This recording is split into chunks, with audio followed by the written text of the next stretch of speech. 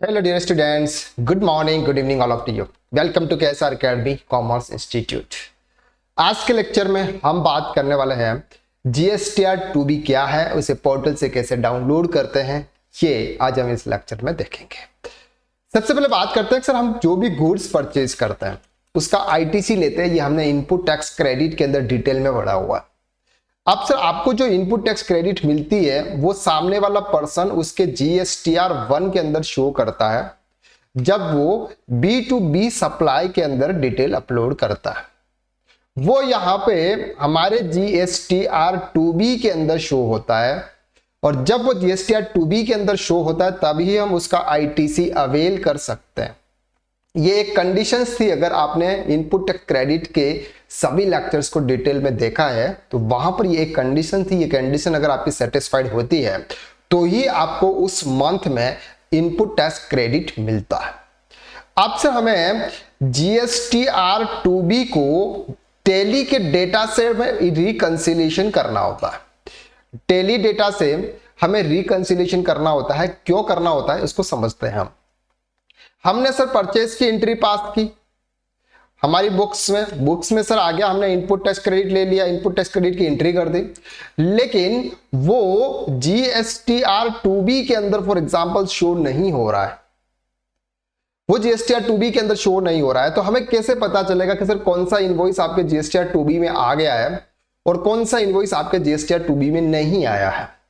अब बात करते हैं कि फॉर एग्जांपल अगर हम बात करते हैं अप्रैल मंथ की। अप्रैल मंथ में सर हमने गुड्स परचेज किया था, ठीक है, वो हम हमारे GSTR 2B में देखेंगे। फॉर एग्जांपल यहां पर 5 इनवॉइसेस थे लेकिन यहां पर टोटल 6 इनवॉइसेस आ रहे हैं सर। अब आप सोच रहे होंगे सर हमने तो 5 ही परचेज किए थे, ये 6 इनवॉइसेस कहां से आ रहे हैं, समझते हैं।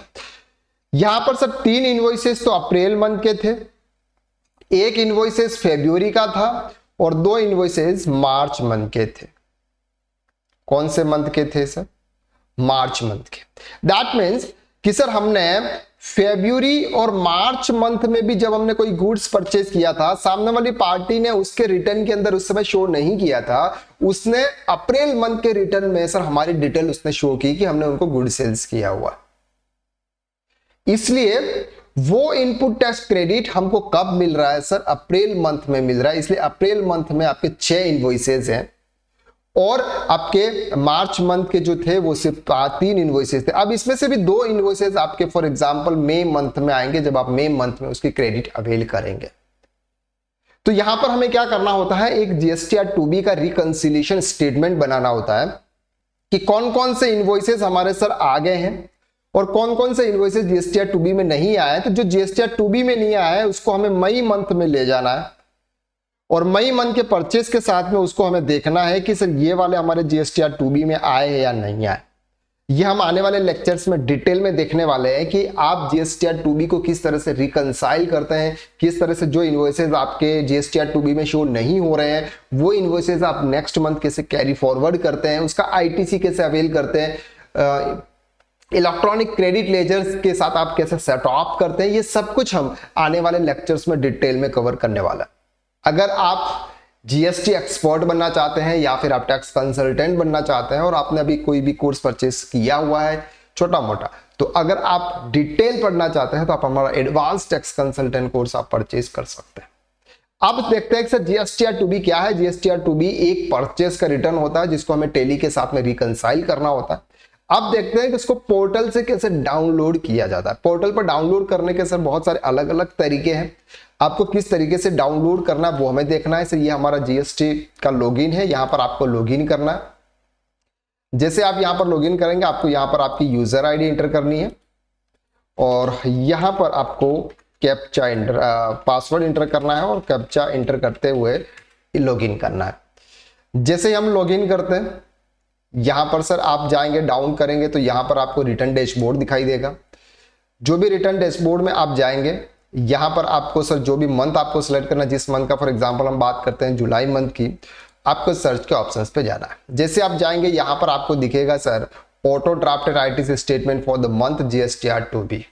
इस पर आपको क्लिक करना है। जैसे उस पर आप क्लिक करें, हमें सिर्फ B2B की डिटेल चाहिए, तो यहां पर हमें क्लिक करना है, इसको ओपन करना है B2B इनवॉइसेस को, और डाउनलोड एक्सेल पर क्लिक करना है। जैसे आप डाउनलोड एक्सेल पर क्लिक करेंगे, आपका यहाँ पर B2B की डिटेल्स आपकी यहाँ पे ओपन हो जाएगी।